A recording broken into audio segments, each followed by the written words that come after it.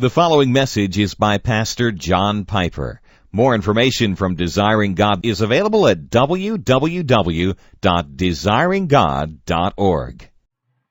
It depends on how long it takes her to heal after what kind of episiotomy she had and this kind of stuff. But it's very different with other girls too. I had a girl in my office the other day that the doctor had said from the 7th month on, she'd been pregnant 3 months, and he said, don't do it anymore. They can stimulate each other various ways, so you don't have to masturbate in that situation. But what I'm saying is, what one pastor said was, well, it's not the best. In other words, all those guys know the power we're dealing with here, and that in the long run, there come times when it's just impossible to keep that force from releasing itself. Just impossible. And that's why I said it would probably be the lesser evil, and whether it has to be an evil, I don't even know in those situations. I think that if we could just control it, guys now I'm talking about, control it so that it isn't habitual, so that our imaginations are not every second day, pouring up before us some scene that is requiring orgasm to let off the steam. If we could avoid that, then we wouldn't need to worry too much about these periodic, now and then, explosions that have to be let off. I hope I'm not saying something too loose there. But well, what if you're saying that we have to, then it's considered a have-to sin? Do we have a choice to not abstain? Yeah, I can't talk about a have-to sin because Paul said that there's no temptation. Okay, so what if we want to stop completely? You can't. Forever. You can't. So how do we do that? All right, let's see. Next question. How shall a single person handle his sexual or her sexual desires? I got 6 things written down. What do you do with them? That follows naturally on. If you don't want to masturbate and you don't want to do that and you shouldn't, then what do you do? Number 1, recognize your sexual desires as natural and good and only to be satisfied according to God's Word. Don't condemn yourselves for having the desire. That's one of the main things we should get across. God made us this way, and what we're trying to figure out is why He did and how He wants us to handle them. Second, avoid stimulating them. Now, in our day, that are out. Some TV, maybe most, I don't have a TV, so I don't know, is out. Now,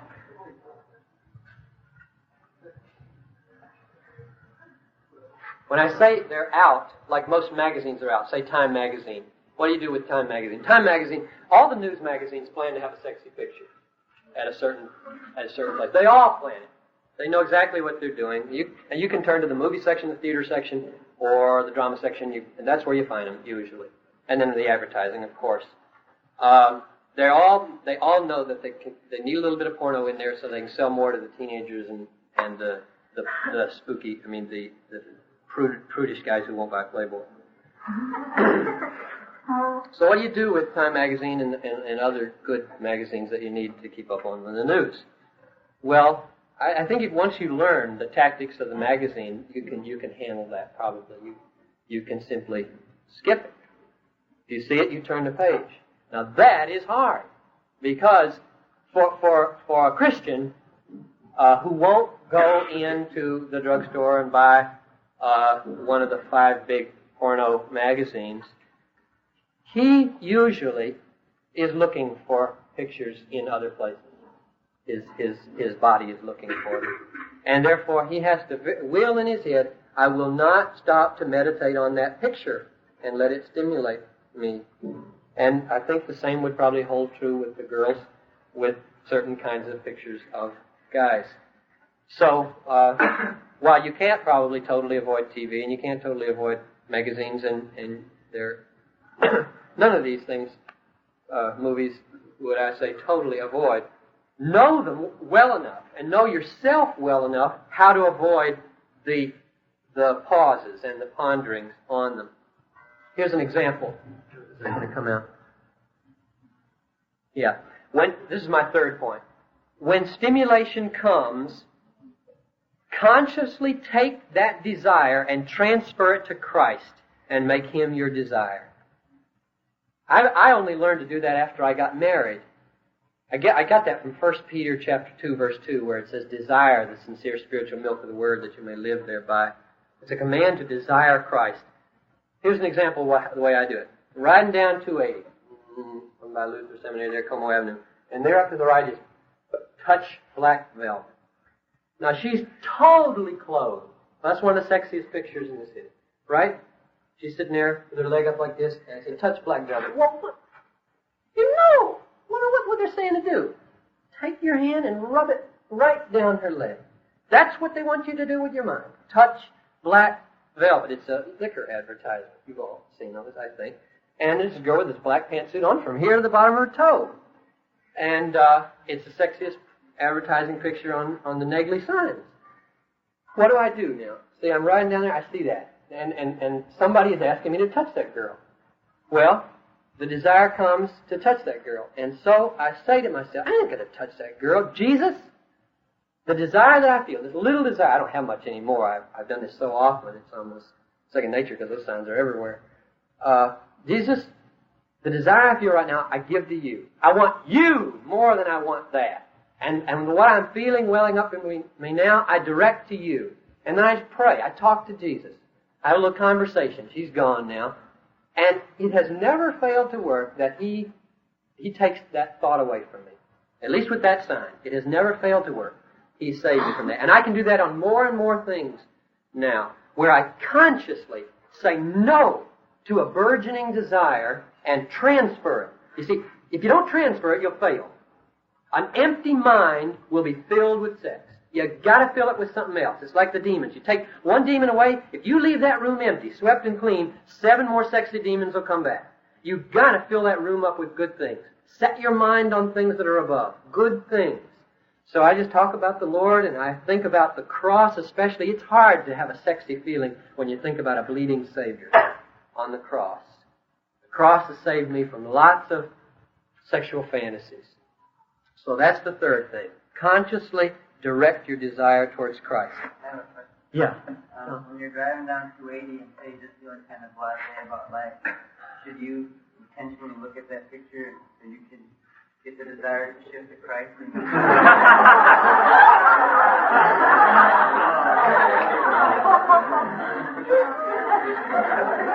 I've never. Come on.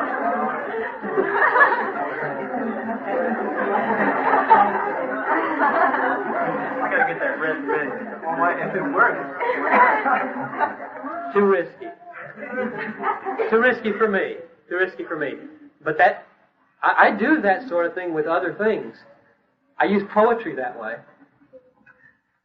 I have sat down and read lines composed above Tintern Abbey to get me ready for Sunday. It's not a religious poem, but it is so powerfully emotionally moving that it awakens me. But I can't. I am too sinful to use sex that way. Yeah. Now, when you're talking about singing that, you're talking about music singing. Yes. That so that it wouldn't be like that when we're only asking to get to something. Exactly. There's lots of other ways to do it that are safer. And nature is God's great gift to awaken our hearts, isn't it? If you're feeling blah, take a walk out on the lake at sunset or sunrise. That's God's gift to a blasé heart. Don't take the world's, or the Satan would just laugh his head off if I were to try that. Fourth, already said that. Pray for God to divert our attention. So the third one was consciously direct your stimulation, your desire towards Christ. Then fourth, pray that God will divert your attention. Fifth, get busy with some task. Leisure is a great sexual stimulator. Boy, I can look back on my teenage days and The Saturdays and the Sundays when Mom and Dad were gone away from home, those were the bad days. When I could do whatever I pleased. I had all the leisure in the world and no hindrances, whatever, nothing to do. Then my imagination was uncontrollable. But when I had homework to do, good program to watch on TV, a basketball game to go to at night, something to keep my mind and my body busy, then it wasn't as great a problem. Watch out for overmuch loafing around and leisure and empty-headedness. Well, how do you relax then? I mean, can you going to a basketball game and be relaxing? Yeah, right. Because you can't grind all the time. No. But I think to grind hard enough so that when you fall into bed, you fall asleep is better than to be piddling around all day so that when you fall into bed, you can't fall asleep, and then what happens? Well, then your mind is just going and... I saw a hand up there. Is there a problem with overindulging in so you don't leave yourself open to Zen? Yes. If I were lecturing on something else, I'd probably make a big case for why you should take more leisure to take walks. And yes, we've got to have leisure or our spirits will dry up. If you're so busy that you never take a walk or just rest. But then, I've given part of the answer, haven't I? There's a way to sit around and do nothing, and there's a way to let God's good gifts fill our leisure. Take a walk in nature. I very seldom had a problem with sexual imaginations taking a walk in the woods, even though some people, I suppose, might associate the woods with a grotto and a fairy and, just nifty scenes. But for me, nature and sunshine and clouds and trees and pine needles, they're not sexy to me. They're so uplifting and purifying and they make me think of the Narnia books and C.S. Lewis and further up and further in and heaven and God and relationships. So if they're that way for you, then you can use those for your leisure. Does C.S. Lewis write on any books on that topic? Sex. The Four Loves has a whole chapter on Venus, which is really good. Four Loves? Yeah, he's got a book called The Four Loves. You all should read The Four Loves. Terrific. One of them is sex, eros. Storge, eros, philos, and agape are the four Greek words for love that he talks about. And eros is sex. That's where you'll find what Lewis has to say about sex. Last 6, resolve to be pure, 100% God's. And read great literature of devotion and biography. Find the things that stimulate your devotion to God. I was just telling Noel last night as I was running my radio up and down on the way up here on those 60 miles on 35 days, trying to find something to listen to, keep me awake. And I hit one song, I played one old song from 1968 that I remember. What was that? And I listened to it, and it was kind of nostalgic. That's when we were going together. And then I turned it off, and I said, I really changed in the way that I make decisions about what to fill my mind with. When I was a teenager, I used to struggle to ask, what's wrong with rock music, and that sort of thing. What's wrong with it? Why shouldn't I listen to it? I don't even ask that question to myself anymore. I ask the question, will it make me love God more? That's the only question I care about. Does it make me get aflame with the Holy Spirit? Does it make my devotion go deeper and my affections rise higher? And the question of right and wrong to me, that is rules and it's wrong for this and this reason, I don't even get to that. I usually knock it off earlier because most of the music on the radio worldlyizes me. The word. Secularizes me. Deadens me to the highest and most beautiful things, and I don't want that. So my 6th thing is try to become the kind of person who wants to be God's 100%. Then lots of the questions of, is this exact thing right or is that exact thing right and wrong, won't be nearly as important as, will doing that draw me nearer to the heart of God? That's the only thing you'll care about.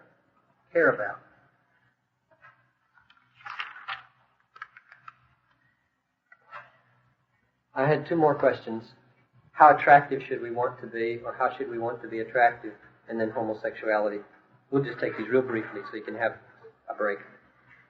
Here's what I think about dress and attractiveness. Girls and guys should not dress so as to stimulate sexual desire. When that happens at a distance, it only creates problems. And that means you're going to have to really buck the system. Because I think the style that the world prescribes is designed for sexual attraction. Girls and guys should not dress so as to stimulate sexual desire. Well, I have a question that relates to that. I was at Newport earlier this year, and there's a bunch of stuff. People wanted to follow the fashions, and the fashions, of course, are geared toward the world, and so there's all kinds of stimulating innuendos about different parts of the dress and stuff like that. So that's not right. Good. But it just seems that, at Bethel, at a Christian school, the attitudes of a lot of people are to... Lots of girls are insensitive to this. Now, maybe lots of guys are too, and I don't know it because they don't turn me on in the least. But lots of girls are. And I went to Bear Trap Ranch. When was that? Summer of '68? No, 78. And they divided the guys and the girls up. These were college students from secular campuses. They divided them up and set the girls on this side facing the guys and the guys on this side facing the girls, and they said, now, tell each other what bugs you sexually about each other. This is really interesting. And one of those guys stood up and said, I cannot take it. The shorts you girls are wearing here this summer. Now, that was back in the short period, when around Bethel.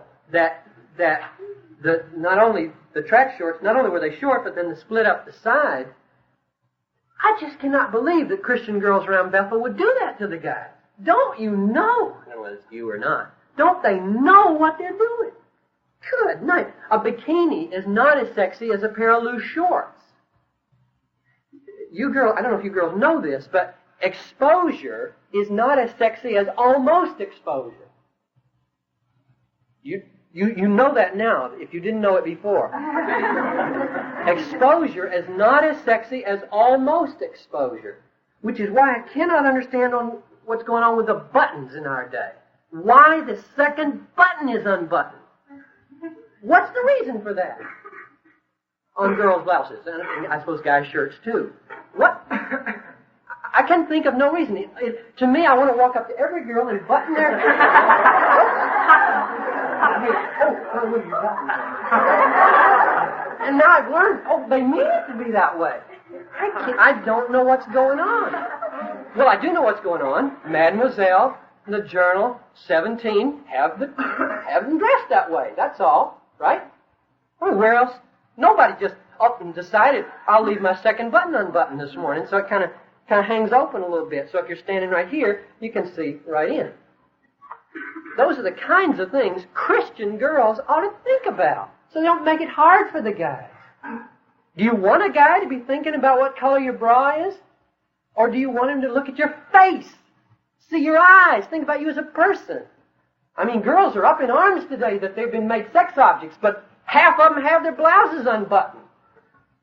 So, you better realize that even...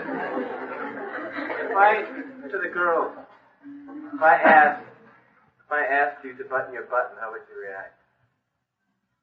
Someone tell me.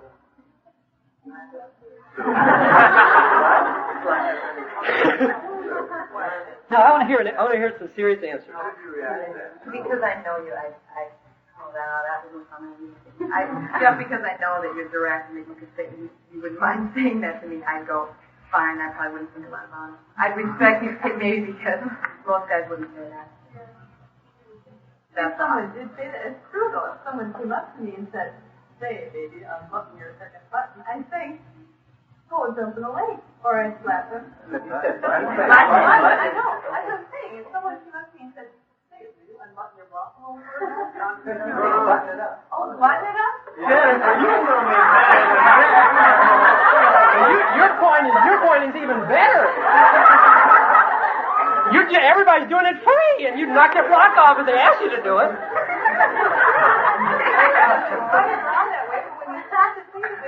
Girls who run around that way, you stop to think of it. If some guy came up to you and asked you if you would do it, and you stop to think about the motives behind why he's asking you to do that, you wouldn't unbutton your button. And that's all the more reason to keep it buttoned in the first place. Yeah. Right. and not even and not have to and make the guy ask if you want to. And that's just one example. Just one. I got lots of others I could talk about, but I won't. You got the idea. One of the principles of dressing is don't dress so as to create sexual diversion from your person. Dress, here's my next one. Clothing should reflect our tastes in color and style and our convictions about neatness and cleanliness and thrift and as many other things as we can symbolize with our clothes. Make your clothing a statement about you. If lots of guys and girls thought that their clothing was an outward symbolical statement, they'd dress differently probably. Well, it is that way. Yeah. They don't realize what they're saying. They're consciously making a statement, but it is making a statement. Very carelessly making a statement. So, there are some girls who dress, I have in my mind girls from my background and from Bethel, I remember, who didn't dress expensively or inordinately. They were just always so neat, and they were clean, and their colors were right, and things seemed to go together, and they were poised, and I thought about them as persons. I just liked them as persons. It said so much about them as persons. And there were others who that just couldn't seem to dress any other way but sleazy. And I wondered, do they really mean it? I don't think she means to say that about herself. Not really. Her mother just didn't teach her right, I guess. Somebody needs to teach her what she's saying. And guys, too. Girls, are tuxedos sexy? Tuxedo. I've heard, okay, like a really nice tux, okay, like for bands, you know, and we have to wear tuxedos. And girls come up and to guys say, hey, you really look sharp tonight. And what do they mean? Do they mean it looks sexy, or do they mean you look presentable in a formal way, or what, you know? Well, let me stand back just a minute, and because since I have no idea about what problems guys are creating for girls, you say something about what you would want to say to a guy. What would you be saying if you were here telling guys how they could help girls by their dress or not cause problems for girls? I think guys have the same problem with athletic clothes that girls do. Yeah. Bathing. Yeah. I don't even know what that is, but You could fit it in a symbol. I see. Okay. I didn't know. What else? I mean, those are pretty... There's no pool at Bethel yet. When there's a pool, there'll really be a problem. Well, guys walk around with their shirts unbuttoned, and I mean, I know it's different. It's different in a way, but sometimes it depends on what kind of a woman you are and what it is that does excite you. Yeah. And it works the same way. Sometimes there are lots of girl walks around in a skimpy little dress because they're used to it. I'm sure that some girls, when they come into a room, if you were walking in a room there, like you guys had those no shirts on, you go, oops, where am I? And you're used to it because you've seen it all your life. But depending on the way a guy wears his clothes and the kind of attitude he has about himself as he wears those clothes, does he walk around with an attitude that looks like I'm wearing these clothes and showing off myself? Yeah. And with a different kind of body build, of course it's going to make a difference. Sure. But I guess it's just modesty in clothing makes such a whole difference. Mm-hmm. Yeah. It's been said, I don't know if other guys have had the same thing, but a few people have said, well, I carry myself well, and I look like I'm confident, stuff like that. Now, Jennifer, does that appear, or anyone who knows me, does that appear wrong? Am I carrying myself, am I flirting myself physically? Too macho. Too much? Too macho? That's the word. I'm asking. I don't know. I'm putting that word in your mouth for the question. You don't come across to me that way. I mean,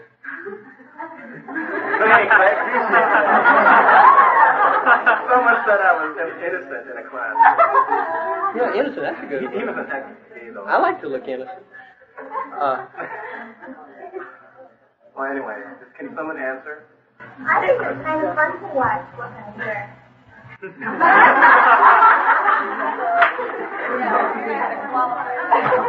I'm getting hot and bothered. I'm going to take off.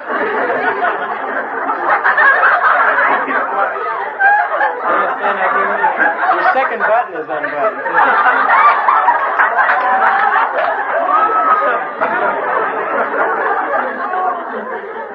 Becky, do you want to explain yourself? I think it's different when a guy's looking at a girl dressed sexy, and when I look at a guy that looks good. I don't start thinking fantasies or anything. I just like this aesthetic. I like it. I don't know. And that can be true with girls too, I think. I mean, from guys to girls, if within certain parameters, their dress can signify all kinds of things that don't have to be sexual.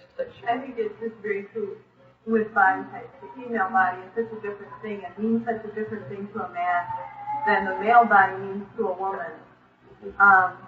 Because of society and the fact that pornography for females, is not something that many girls would run into in here, but I bet you most of the guys would run into pornography the other way.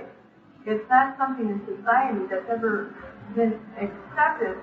Maybe people do it, but it's not something that they write statistics up about or anything.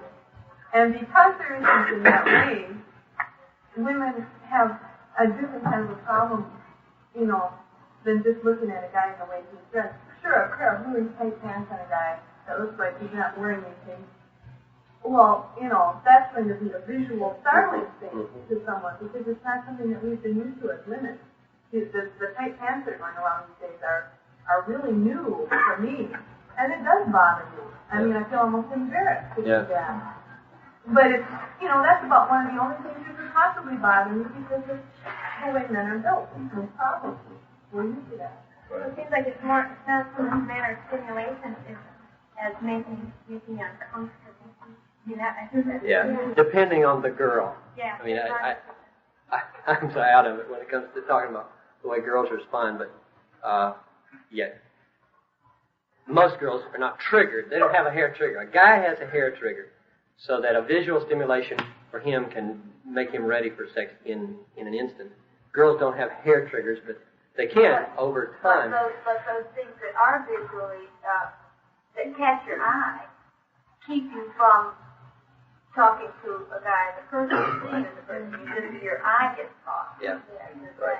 Right. Now, I saw a hand over here. Anybody want to? Okay.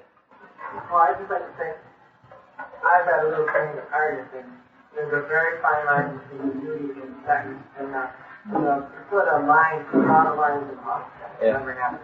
In art, and the greatest art for peaceful age is the nude. Yeah. And it's not this thing. Yeah, the word nude is not the same as the word naked to the artist. She's nude, she's not naked. I'm not a good artist in that regard. You're drawing. You're not figuring sex at all. I remember reading, My Name is Asher Lev. Remember that book? That was a sexy book for me. Now, it wouldn't have been at all for an artist. It would not have been a sexy book for an artist because... Was it a sexy book? Okay. All right. My Name is Asher Lev, where this Jewish guy becomes an artist and he has to paint this nude, and this nude girl walks in. That scene for me was very hard to take. I think I would never get because of where I think. That's right. Sure.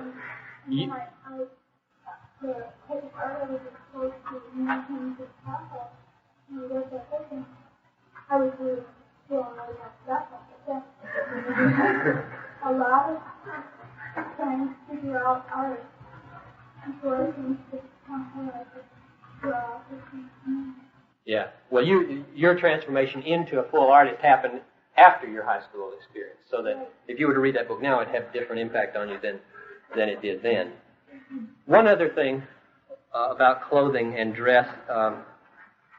We should want to be known for how we act and are, not for how we appear on the outside.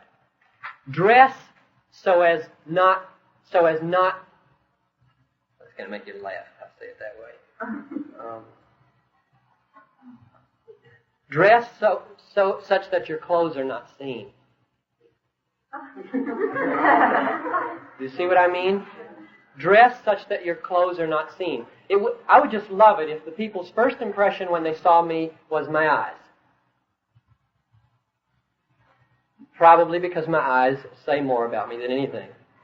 They'll show when I'm a little bit embarrassed, dart them away, or they'll show when I'm happy because they'll get a little glisten, or they'll show when I'm sad because they're curled down on the end.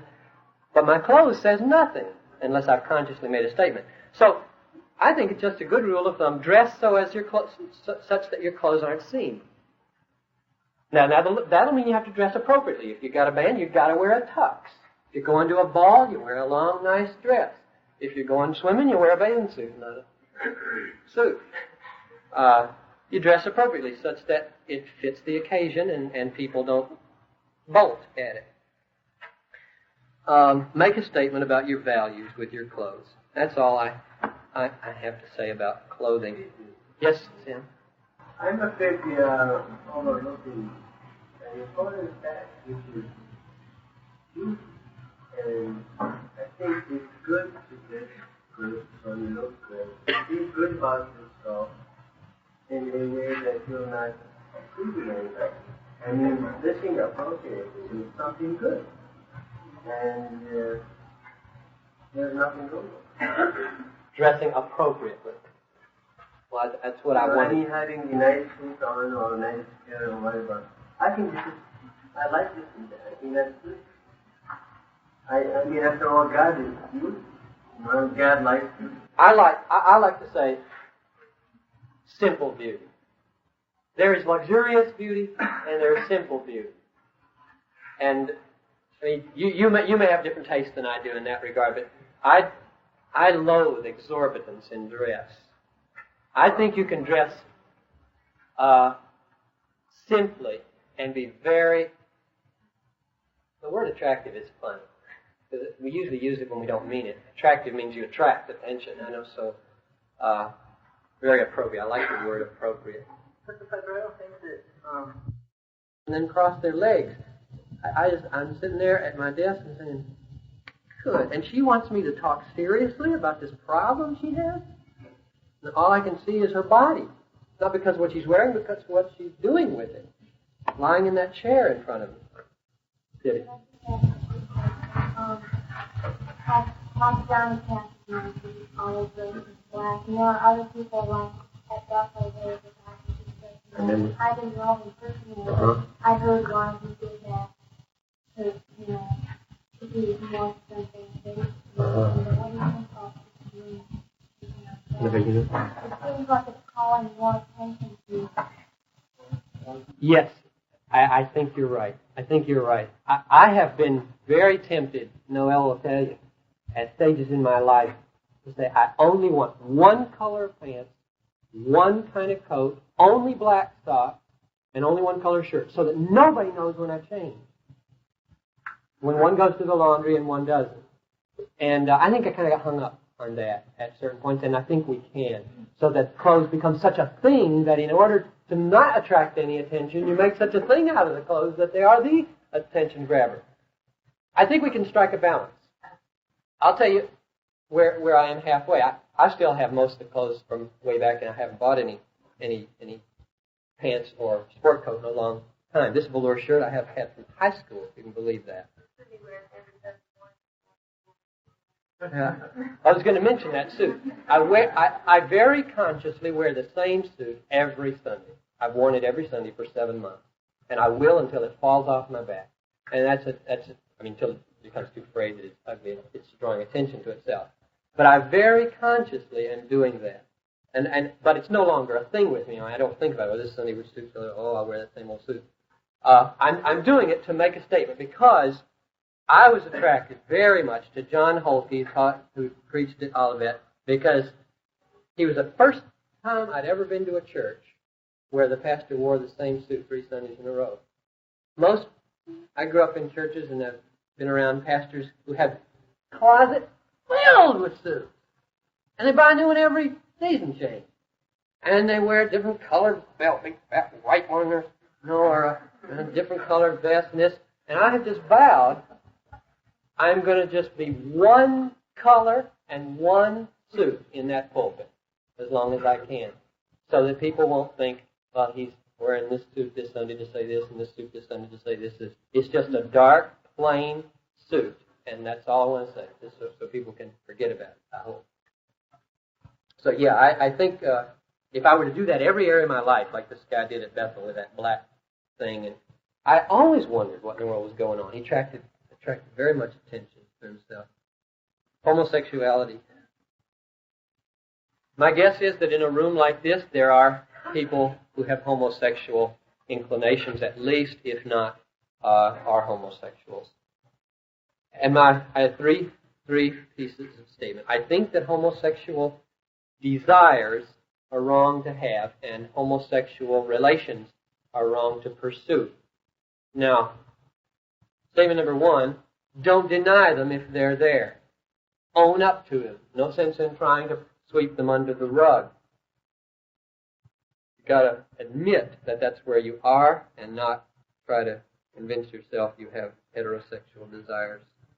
Second, I think you should admit their abnormality. That's not what our society is saying. The gay movement would have you say that they are equally good to heterosexual desires, but biblically, I can't make it stand.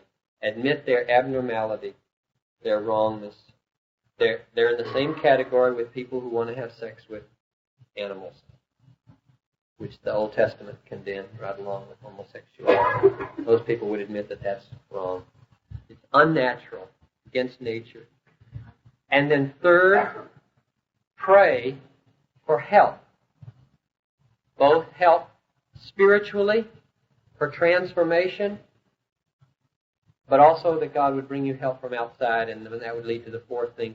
Seek counsel from somebody who's had experience in helping people in this regard. And there are good Christian homosexual counseling centers in the Twin Cities. And if anybody wanted to seek me out privately back at church, I'd be happy to put you in touch with somebody who has more experience than I. I have not had much experience in counseling with homosexuals, but I went to a breakfast meeting, for example, a few weeks ago that the South Area pastors had, and a young fella came who was a homosexual and told about his ministry in Minneapolis on Hennepin Avenue and other places where they try to minister to these guys mainly, although there's a girl on the staff too who ministers with girls, and how they try to love them, help them, discover what their problem is, and then through a series of therapy, change them. And he himself talked about how he had discovered his homosexual tendencies early on, that he was an acknowledged homosexual, shacked up with a guy for a long time, and then was converted to Christianity, and only through a very long period of time now is planning to actually get married to a girl next, it was this spring now. And he's got this piece of paper, I can let you read it, of his life, a brief survey of his life story. And now he's becoming a minister to homosexuals. And there's an article in the most recent Christianity Today entitled, Homosexuals Can Change. So I don't think that we should view it as an unchangeable life situation, but that through therapy that there can be change. And that's all I think I'd want to say now, unless you want to raise questions about that. That sounds like they made a mistake in that. In other words, while I said I think it is wrong to have those inclinations, a person who feels that way, that he's agreeing with God that there are wrong inclinations in his body and that he wants to change, is pretty much in the same category with the rest of us who have sinful inclinations in other regards. Greed or selfishness or pride. And if we took all the greedy and selfish and proud people out and looked at our Sunday school classes, we don't have anybody left. Now, so that if he had come to me, I would have had to judge whether or not he was so in the grip of this that he was bound to harm these kids. If he was not If he was really struggling against it, then I wouldn't have put him in a special category by himself, but try to work with him, so that, or if it was a her, so that they could gradually change. I think that the church ought not include out homosexuals. Practicing homosexuals, that is, who say, I'm not sinning, are people who are in the same category with those who are committing adultery and won't admit it. I mean, won't admit that it's wrong. It's okay for me to do this. Then the church needs to exercise discipline. There's a person that has come to Bethel maybe the last 4 or 5 years. Came this year for education in the Polish society. Ed Hurt was an ex-gay Christian now, and is in the ministry for helping gay people. And the 2 things that impressed me most about him was that, one, the sin is, okay, he acknowledged it as a sin, but him himself was not an abomination to God. Him himself. The act may have been, the act was, it was a sin. But many times the Christians came up to him and called him personally an abomination to God. No more, I mean, he's no more than, say, we are. The act was, because I guess it specifically says the act is an abomination. Before he was converted, you mean? People were saying that. Converted, correct. And basically that the sin is no different than any other sin. But also that homosexual tendencies are not necessarily the root of the problem. They are more often than not a symptom of something else, and not specifically.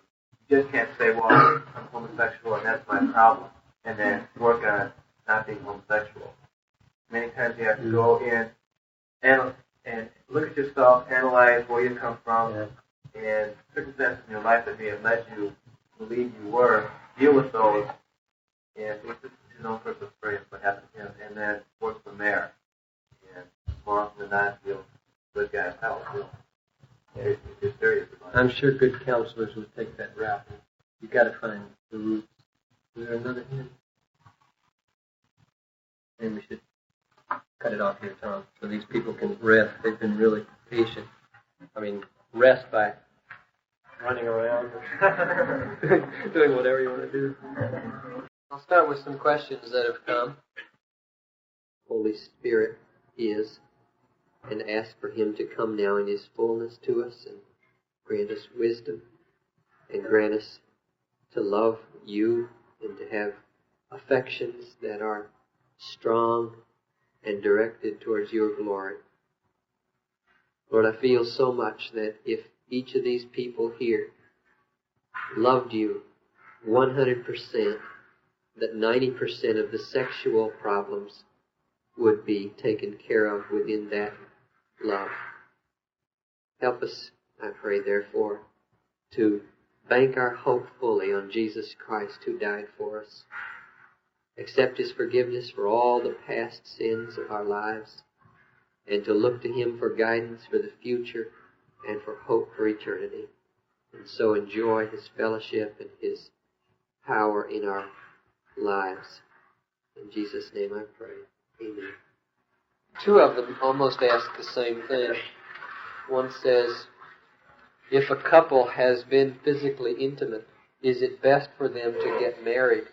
Exodus 22 says, if a man lies with a virgin, he should marry her. And another one that's similar says, if a person has had sexual intercourse outside the bonds of marriage and has a choice to marry or not marry, should they for just that reason? In other words, does God view their flesh as married? Let me read that passage from Exodus just so you can see the whole thing. It says in Exodus 22:16, if a man seduces a virgin who is not betrothed and lies with her, he shall give the marriage present for her and make her his wife. If her father utterly refuses to give her to him, he shall pay money equivalent to the marriage present for virgins. So it's not so simple as marriage must follow upon sexual intercourse. You've got a father here who says, no way will that man have my daughter. and then the Bible makes a provision for what he should do to make restitution, namely pay the appropriate sum of money. So, my answer to the question would be, no, it should not be assumed that if you have had sexual intercourse with somebody outside marriage, that for that reason you should marry them. I think there should be better reasons than that, and I have counseled at least one couple not to marry who have been involved in that way, because the prerequisites for a lifetime of marriage are not there. And I was just talking with Noel, and I think we agreed that one sin, you ought not let one sin be the means to wreck the rest of your life if this marriage is doomed for failure because of incompatibility in many other ways. Better to deal with that sin for itself, let it go behind you, and then move on from there. When Paul counseled the people in Corinth in chapter 6 of 1 Corinthians not to go to a prostitute, because in going and lying with a prostitute you become one body with her, I don't think he was inferring that therefore you should marry the prostitute that you lay with. I think he would have said that if he did. I have struggled with kind of this problem, and that's to do by I honestly can't say what to tell them. I'm writing to them now. I decided to ask them what to tell. I have a couple of friends who done some things, not married, and they've done some things like that. Even to Christian class. And they have since become Christians. And right now they're struggling very much because they're overwhelmed with this intense guilt, where they didn't feel guilt before. And how do you convince them, or how would one go about convincing them? Then take care if I could never do it every time you do it. How do you go about telling them the word love now that they become Christian, and what they did before they were a Christian doesn't count? Now you can do that as effectively as I can, I'm sure, with the biblical. You use the Scripture. Faith comes by hearing, and hearing by the Word of God. You lay out the promises to them. He died, the just for the unjust, to bring us to God. Our sins were nailed to the tree. Collect all those wonderful promises of why Christ died and spell it out. The real problem is not making it clear to them, but the psychological stumbling blocks that lie in the way of accepting forgiveness, and that only comes through prayer and the Holy Spirit. So you just pray for them and then try to demonstrate God's own acceptance through yours. Okay. The two other questions that I have that were handed in. One, would the desire you get when looking at Miss Black Velvet be holy or unholy? That is, sinful or unsinful? My question is that if you turn this desire towards the holy Christ, is it a sinful desire turned towards Him? That is there a process to turn this desire from a sinful to a holy desire? Or are you saying that this desire, isolated until acted upon, is not sinful yet?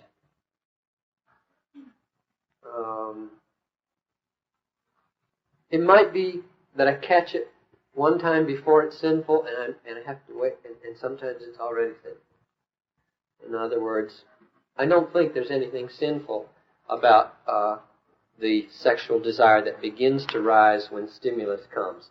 But very quickly, and who knows where that line is, it can pass over into a very fleshly indulgence. So I think I can catch it sometimes, especially now that I'm prone and trained to do it. Usually catch it before I have to feel any guilt for it at all, and just turn it right towards Christ.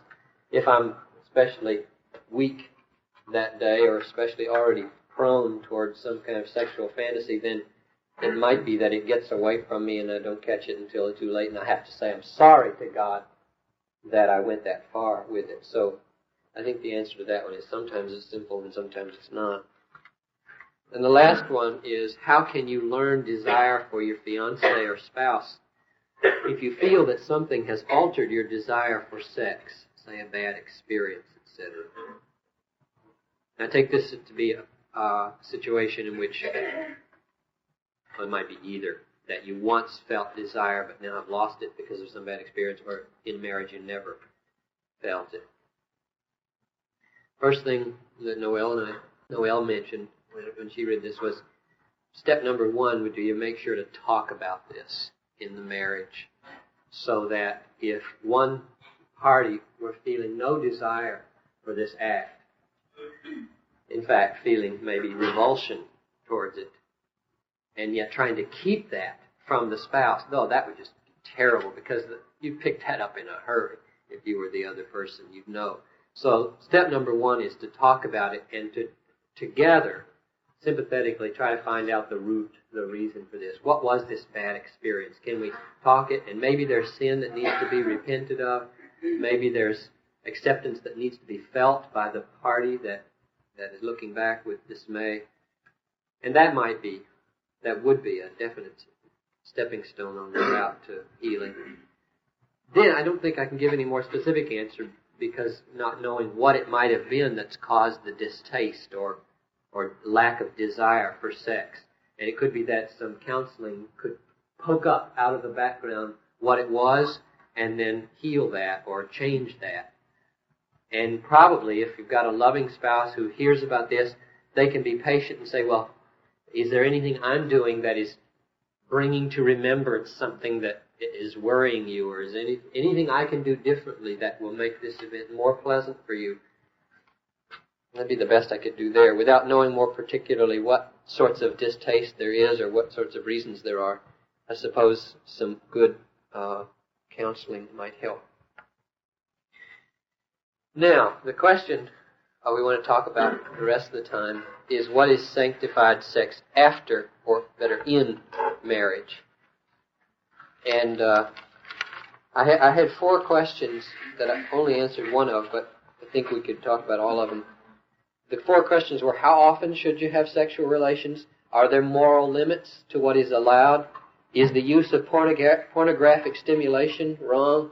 And what are the keys to happy and fulfilling sexual relations in marriage? And I'm going to start with the last one, because probably the other 3 will be answered along the way. And I wrote down 13 things that came to my mind that make for a happy and fulfilling sexual relation in marriage. And these won't take the whole time, so I hope there'll be time for lots of questions, and I want Noelle to be a part of this, and I want you to feel free to ask questions to either of us as a 12-year married couple that might help you in the future. There's no very good order of these, I don't think, so I'll just start with one here.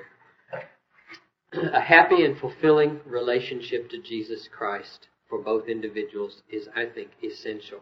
And by a happy and fulfilling relationship to Christ, I mean the joy, the peace, and the righteousness that come from knowing, loving, and trusting Him. Where this first allegiance is askew or absent, everything will be askew. Remember, sex is for believers, especially. So, I just can't overemphasize how my life with Noelle hangs on our life with Christ. We live with Christ first. We pray together with Christ first.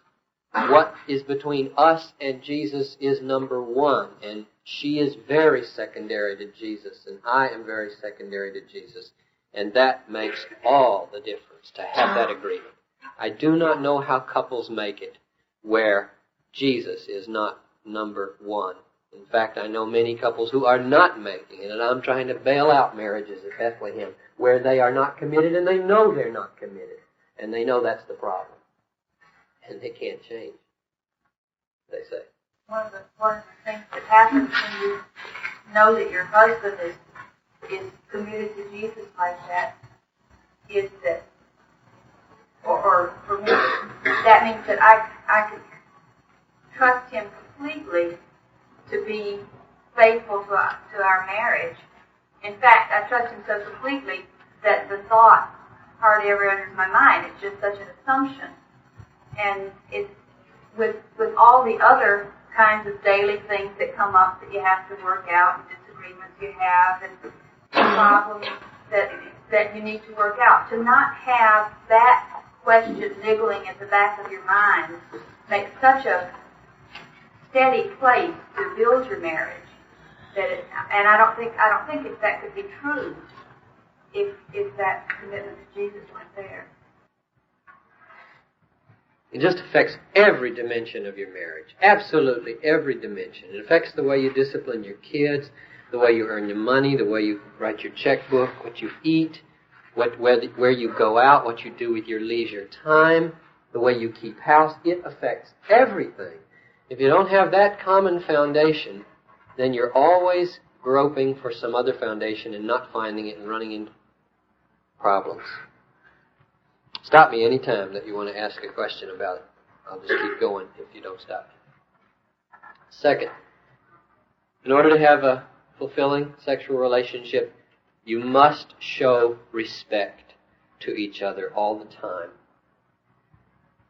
You'll notice I'm focusing on the wide circumference of marriage, not just on that hour spent in sexual relation, because, as you'll see in a minute, most of what goes into making that hour good, it happens not during that hour. Respect shown to each other.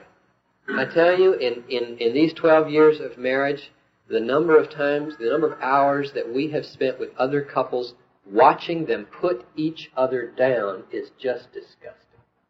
Christian couples who spend most of their conversation needling each other. And some have just got into a habit and don't even know they're doing it. They can do it with their eyes.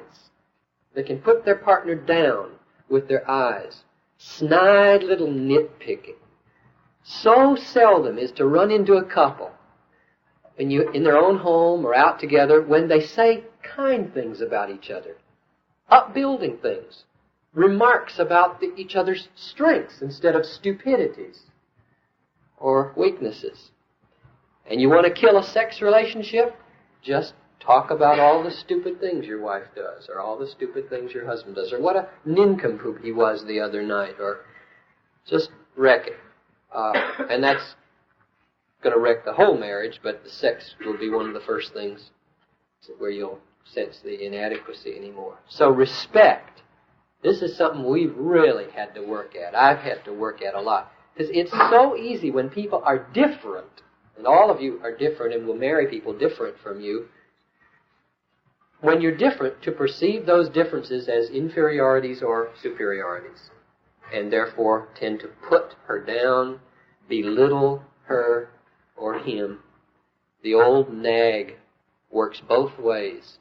She's always on his back to pick up this or pick up that. Now that'd be one problem if that's a state at home. But usually what happens is she gets into such a habit that he's bad here, he's lazy there, he's inadequate here, that when they go out, you know what Joe did the other night? And here's this guy here getting the thumb like this, or he to her. And that's... And stupid things make such good shows. Yeah, it's very often done under the guise of humor. Number 3. In order to have a happy and fulfilling sexual relation, you must show tenderness outside the bedroom. You must show tenderness outside the bedroom. The foreplay for good sex at 10 p.m. starts at 7 a.m. and goes on with word and touch all day. And I had to learn that after we got married, well after we got married.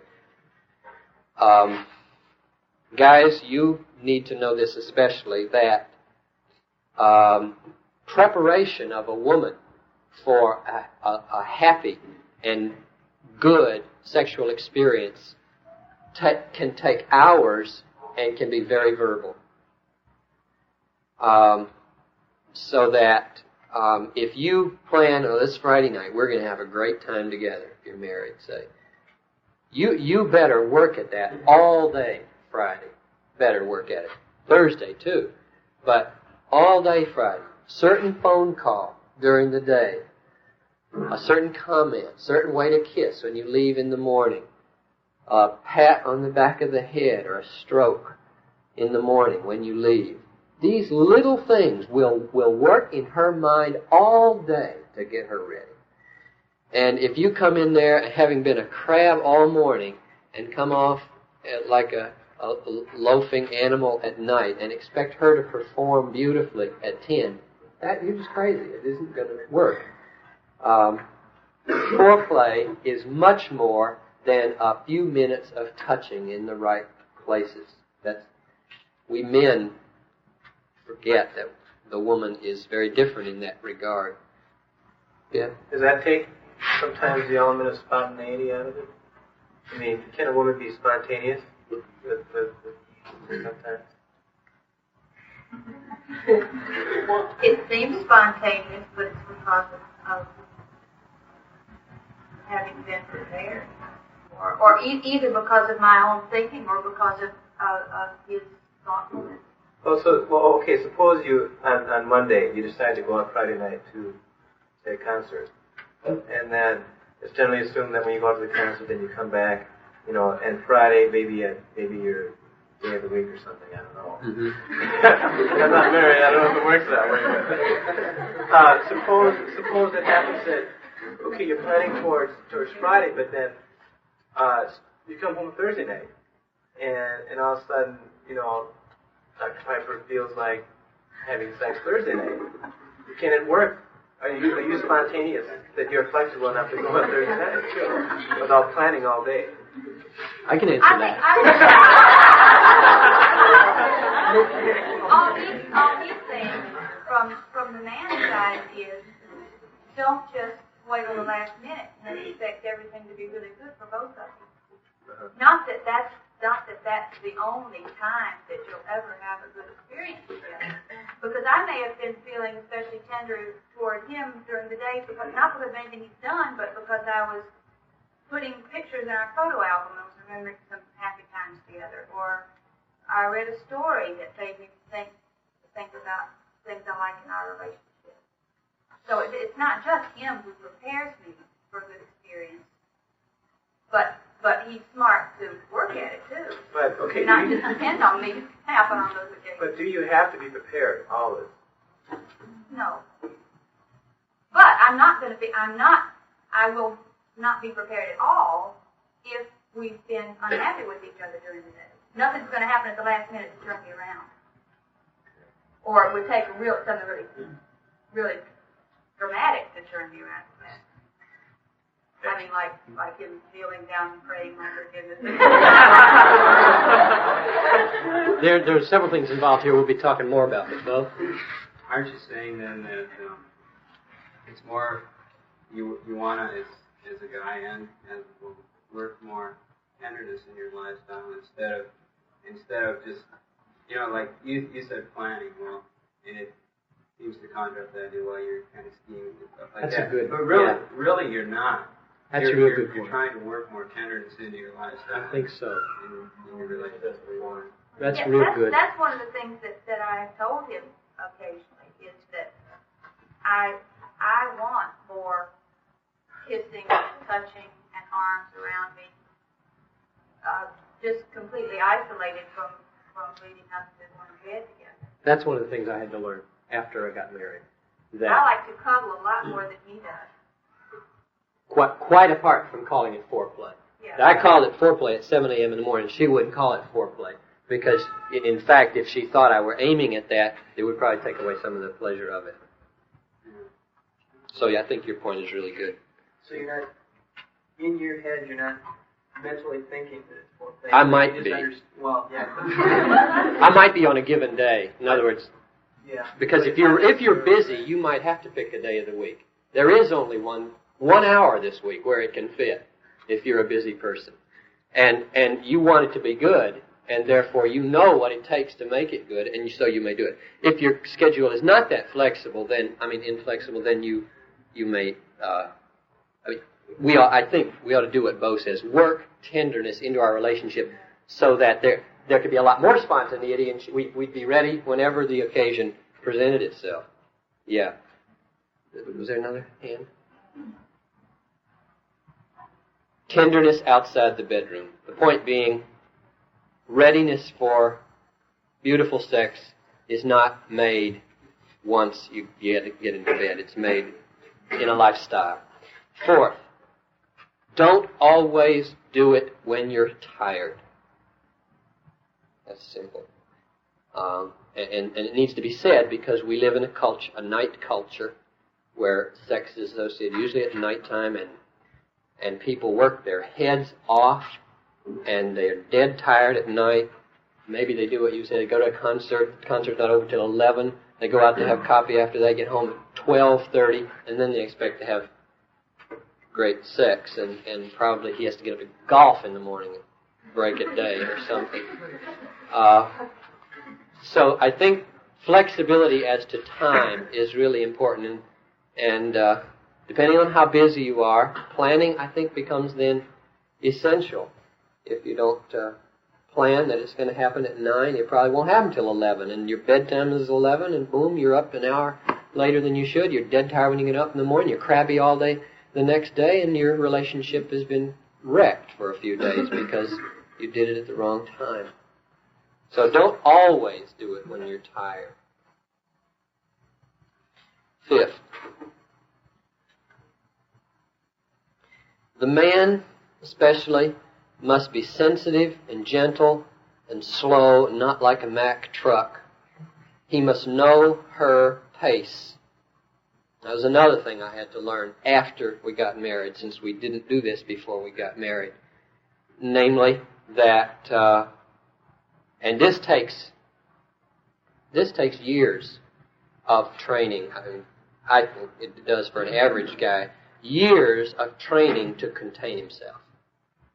It is not easy for a young married man to keep from having an orgasm while he waits for this unbelievably slow girl to get up to the point where she's going to have an orgasm.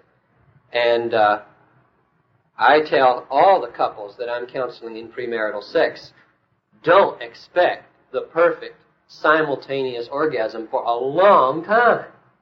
You may be lucky, but this is an art that will take you years to get down. Several years. You'll have a good time on the way. Don't worry about it. But if you have this ideal of perfect simultaneity and climax, not for a long time, unless you're very different than Noel and me. And it's basically my problem. And I'm the one who has to take the responsibility to know her pace and pace myself so that I don't lose her. Because the main problem in that is we'll come to this in a minute, if you want her to have the fullest possible experience, you can't blow it in 2 minutes, because then you've got nothing left. You don't have an erection anymore. You can't bring her to fulfillment. So you got to keep from having an orgasm for 20 minutes maybe. Not easy. A lot of self-control, a lot of training. And if you're a guy who just is in there for, the immediate thrill, then you won't have that patience, you won't care, and you'll have a very frustrated wife. And she might even know she's frustrated. She may not know that's not the way it's supposed to be. You try to, in order to control that, you can sometimes dwell on other things. Now, does that take the intimacy out of it for her? If you have to think about maybe camping or the checkbook or add numbers. Whatever. Count sheep. She doesn't know it. I want to know. You don't tell her. Obviously, you don't tell her. But I don't whisper in her ear what I'm doing. Okay, but I'm asking you, do you do that? Oh, yeah. And that helps. It helps. Right. To just keep occupied. Utterly block. I use numbers a lot. I count at weird orders. I learned this from her. What's that pre-birth thing we go to? CEA. They teach you to breathe. Crazy rhythm, see? 1, 2, 3, breathe. 1, 2, 3, 4, breathe. 1, 2, breathe. And the whole point of teaching a woman to breathe like that is she totally blocks out what's happening down here in this pain of contractions. I just adapted that for my own self, and I count 1, 2, 1, 2, 3, 1, 2, 3, 2, 1, 2, 3, 4, 3, 1, 2, 3, 4, 5. I don't have to do that much anymore. I did that more a few years ago. But you see, the man's mind, he can control within 10 seconds whether he has an orgasm by what he pictures with his mind. And therefore, he must exercise great control over what's happening in his head as he's trying to bring his wife along. And if the only way to save this for her is to think about numbers or the checkbook or the kids or something, do it for her sake. I don't like it. See, I don't wish I didn't have to do it because it diminishes the value of it for me. But, man, to satisfy a wife, to have a satisfied wife, is the most valuable thing in the world in this whole affair. Let's see now. Man must be 6. Okay, that was 5. 6. There must be candor and honesty. If the physical openness does not accompany mental and spiritual openness, it will not be a completely satisfying act. Communication and perception of need are absolutely essential. Now, I'm thinking there in general terms first of all. A marriage will be second rate in which secrets are kept from each other. Remember this nakedness idea? If you love one another, you want to be naked before each other. Naked mentally, naked bodily. But then we'll bring it into the actual event of the sexual relation itself. You should talk about what pleases each other. Ask each other. Do you like when I do this? What do you like me to do most? A lot of couples, I think, are hesitant to ask, to talk about what they're doing.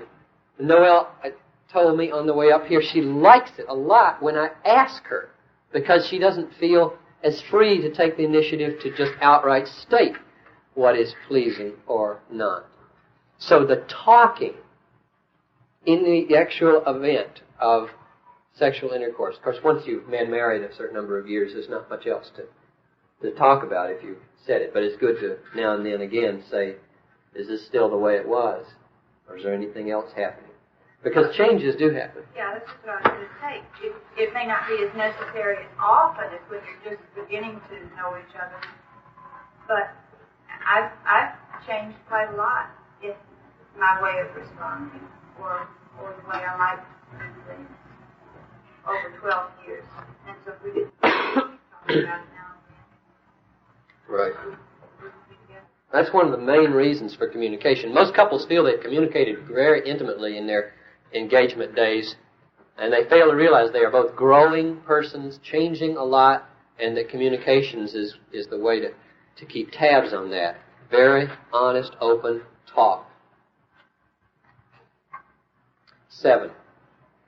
All grudges and animosities must be worked out well in advance. All grudges and animosities must be worked out well in advance of this sexual event. Now, of course, I think for the Christian, you don't even need to talk about sex. You ought not hold grudges, period. But the sexual event is a kind of a barometer to see how you're doing. And if you have grudges against each other because of the way you're keeping house, or the money you spend in a wrong way or something, and yet you try to go on just as if everything were normal into this event. A dimension of the sharing and the dimension of intimacy and dimension of trust will be missing. And when that's missing, then you're on your way to treating her as an object or treating him as an object, just to get the physical thrill. And I don't think the event should ever be merely physical. It ought to always be personal. It ought to always be a statement made by the eyes as well as by the other parts of the body, of trust and love and appreciation and so on. 8. This is one of the most important ones of all. Each person should make it his or her goal to please the other person most. Each of the two persons should make it his or her purpose in the event to please the other person most. That's why you wait for her. Now, let's see. There's some different implications. Some implications of this we should try to spell out. One would be, for example, there will be many occasions of sexual intercourse in which one, let's say it's the woman, I don't think this is ever true of the man, in which the woman will not have an orgasm. And she will know that at a certain point. I'm not up for it, too tired or whatever. And she ought then to communicate that so that he's free to set his own pace. And that will be very, very helpful to him. So she will please him by saying, I'm out of it, basically, as far as orgasm goes. I'm here for you now. And he will do his thing. He'll set his own pace. Another implication of this would be to raise the question, how often should you have sexual relations?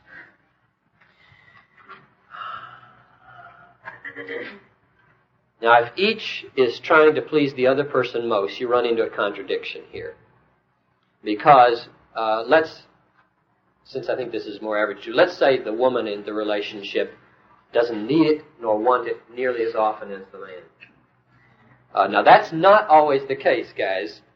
I have counseled couples in which the problem is exactly the reverse.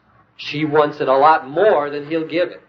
So, but I'm just going to use this as an illustration, a situation in which the woman doesn't want it as much, because I think that's more common. Now, if he's making it his goal to please her most, then he probably won't ever ask for it when she doesn't want it, right? Every 3 or 4 weeks. If she's making it her goal to please him most, then she'll be ready and eager to do it whenever he wants it. So, you got a contradiction. How often are you going to do it? How are you going to figure that out? And I think the answer is going to be, I was asking Noel, I said, now what can we say last night as we were talking about this? The conclusion I came up with was this, and I base it on 1 Corinthians 7, basically. The person who needs the sex less should give in most. The person who needs the sex less should be the one who gives in the most. In other words, in the instance that I'm saying, where the woman doesn't need it every 3 or 4 weeks and the guy might like it twice a week, she will be the one who bends the most, and maybe they'll settle on once a week. He won't demand it necessarily every time, but if he has a wife who's trying to please him as much as she possibly can, he'll have it more than if he were just doing it whenever she wanted. They'll strike a kind of balance. Maybe some months she'll give a little more, and some months he'll give a little more, and there'll be a lot of loving dynamics that go into this. This is why allegiance to Jesus is so important, because if you got the heart of Jesus, you're willing to be uncomfortable for the other person. That's the essence of love, to give to that other person when you don't necessarily bodily feel like it. And I think that's a problem in lots of marriages where there is a big discrepancy between felt need. In answer to the question, how often is good or right or appropriate, Martin Luther said he was satisfied with twice a week. He said that in one of his table talk discussions. I don't know how many children he had. Jonathan Edwards had 11 children. There's an interesting story about Jonathan Edwards. I think 8 of his children were born on Sunday, and they had the old wives' tale in those days that you were born on the day when you were conceived, and his people were very irate that he was. What's the pastor doing on Sunday afternoon? some of the congregational churches did not baptize the babies more on Sunday because it proved I didn't know that. That's devastating. There is no rule of thumb about rightness or wrongness in matters of frequency. I don't think. That's wholly up to the inclination of the couple involved. And I think it will vary. It's going to vary with lots of different things. It'll vary with stress greatly. Whether the husband and wife are under great stress because of work they're doing, or sickness at home, or financial problems. The more stress you're under, the less you'll feel like sex. It'll vary with leisure. You'll do it lots more on vacation than when the heavy burden of work is on. It's the same principle probably as I mentioned earlier. When you've got lots of leisure, your mind will roam around to those sorts of things more quickly. What else will it vary with? You may think of any? Weariness, though. Weariness that if you're dead tired, you don't. There have been rare times when Noel would have liked it and I said no. Because I was absolutely out of it. Gone. So weariness and other things. So there are no rules about frequency. I think I asked Noel, well, are there any statistics we could give them so that they'd know if they were in the ballpark? And I think once or twice a week is real normal for lots of people. But is it very newlyweds? I've heard have tended to do more. Yeah, well, that's probably true.